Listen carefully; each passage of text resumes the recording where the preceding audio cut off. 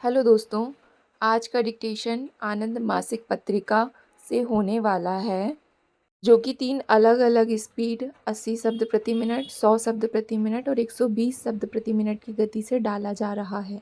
इसकी पीडीएफ अगर आपको अलग से चाहिए तो नीचे डिस्क्रिप्शन बॉक्स से आप टेलीग्राम चैनल ज्वाइन कर सकते हैं। वहाँ आपको सारे अपकमिंग वीडियोज़ की लिंक और पीडीएफ मिल जाया करेगी। तो ज़्यादा समय ना लेते हुए डिक्टेशन स्टार्ट करते हैं 5 सेकंड के बाद।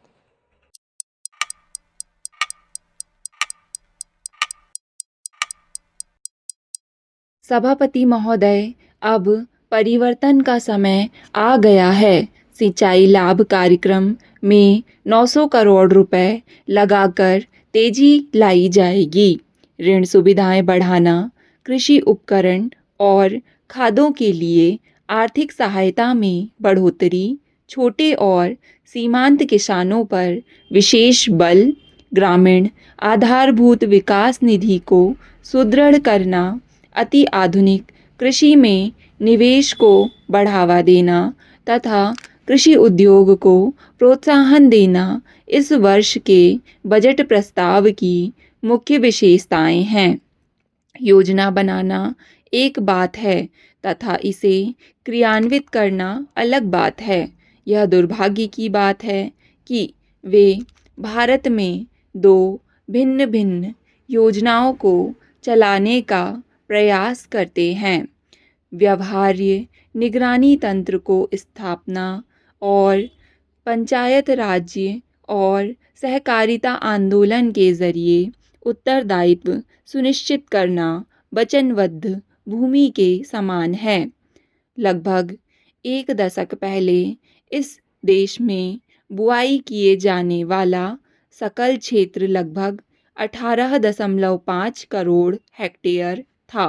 यह देखकर दुख होता है कि इसे पर्याप्त रूप से और नहीं बढ़ाया जा सका। उस बुआई क्षेत्र के लगभग 14 करोड़ हेक्टेयर क्षेत्र में वर्ष में एक बार से अधिक बुआई नहीं की जाती है। इसका कारण यह है कि 4.5 करोड़ हेक्टेयर कृषि योग्य भू क्षेत्र में ही सिंचाई सुविधाएं उपलब्ध हैं। हमें व्यवहार्य सिंचाई नीति बनानी चाहिए, जिसके लिए सिंचाई सुधार के लिए अभी और निधियां आवंटित की जाएं। इस वित्त विधेयक में इस बात की कमी है। उन्नत कृषि पद्धतियां, आधुनिक उपकरण, बेहतर जल प्रबंध, वैज्ञानिक सिंचाई पद्धतियां, अच्छी किस्म के बीजों की आपूर्ति, विस्तार, शिक्षा के माध्यम से हमारे कृषि वैज्ञानिकों को प्रोत्साहन समय की मांग है। इसके लिए समर्पित और अर्पण की भावना की आवश्यकता है। हमने अपनी अर्थव्यवस्था का दायरा बढ़ा दिया है। हमने विश्वव्यापीकरण को पर्याप्त स्वीकार कर लिया है। इससे हमें चुनौती का सामना करना पड़ सकता है। हमारे विश्व के बाजार में प्रवेश करने के बदले हम अपने देश को खुले बाजार के रूप में परिवर्तित कर सकते हैं। इस नई अर्थव्यवस्था की स्थिति को सुअवसर में किस प्रकार बदला जाए, किस प्रकार इससे लाभ उठाया जा सके। कृषि उत्पादों की गुणवत्ता का आधुनिक तकनीकी जानकारी के साथ मानकीकरण किया जाना चाहिए। हमें कृषि प्रौद्योगिकी का आयात करने की आवश्यकता है। निम्न लागत के कृषि उपकरणों का निर्माण करने पर बल दिया जाना चाहिए। इजरायली कृषि से हमें शिक्षा लेनी चाहिए और कृषि हेतु और अधिक धन का आवंटन करना चाहिए। सभापति महोदय, इतने वर्षों से हमारे देश में क्या हो रहा है? यहाँ पर्याप्त भूमि उपलब्ध है, किंतु प्रेरणा और उचित मार्ग निर्देश की कमी है।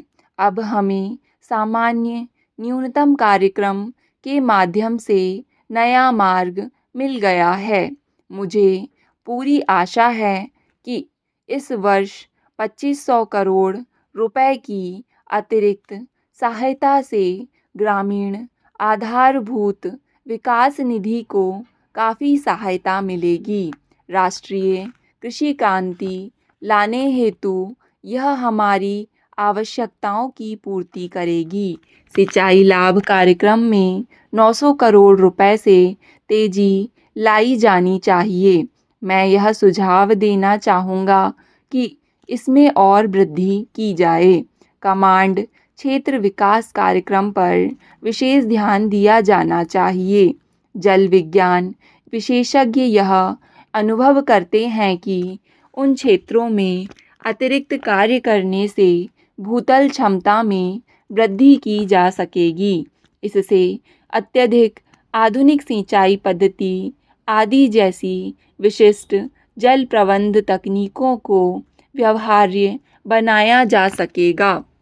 इन उपायों को अपनाने वाले किसानों को राज्य सहायता 78% तक बढ़ा दी गई है और कमज़ोर वर्गों को यह 90% तक बढ़ाई जा सकती है। हमारे उत्पादन के लिए यह एक अच्छी बात है। इस वर्ष राष्ट्रीय कृषि एवं ग्रामीण विकास बैंक की शेयर पूंजी 500 करोड़ रुपए से बढ़कर 1000 करोड़ रुपए हो गई है। अगले 4 वर्षों में यह 3 गुना होकर 1500 करोड़ हो जाएगी।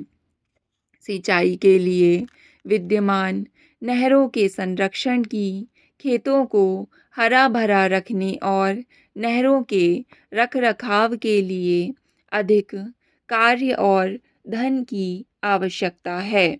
बजट में और वित्त विधेयक में भी इस बात का उल्लेख किया गया था। इन उद्देश्यों की पूर्ति के लिए राष्ट्रीय कृषि एवं ग्रामीण विकास बैंक को उचित अनुदेश दिए जाने चाहिए। तमिलनाडु सरकार की इस बारे में समस्या है। मैं आशा करता हूँ कि सरकार इस पर विचार करेगी। कावेरी जल विवाद को सुलझाने के लिए कावेरी अधिकरण के अध्यक्ष के पद को तुरंत भरा जाना चाहिए। केवल तभी इस समस्या का समाधान होगा।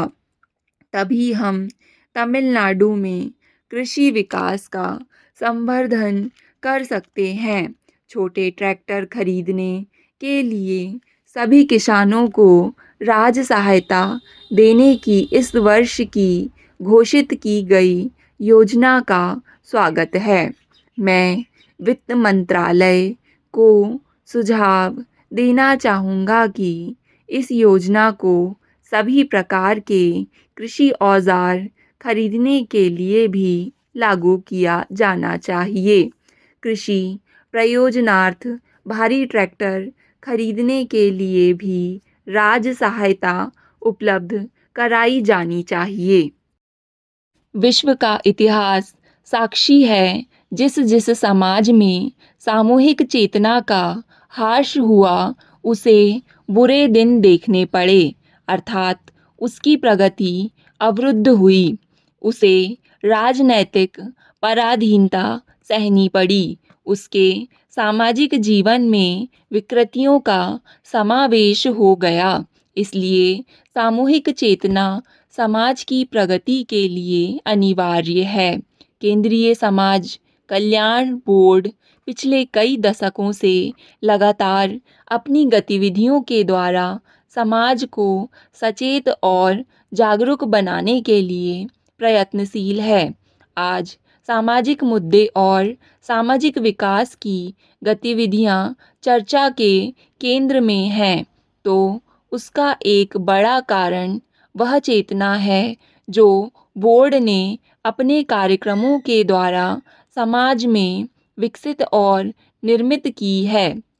इतना ही नहीं, बोर्ड ने वंचितों और उपेक्षितों के मन में बेहतर जीवन के प्रति आस्था और विश्वास पैदा किया है। स्वतंत्रता के 55 वर्ष बीत जाने के बावजूद भारतीय समाज में अनेक कुरीतियाँ अपनी पूरी शक्ति के साथ मौजूद हैं।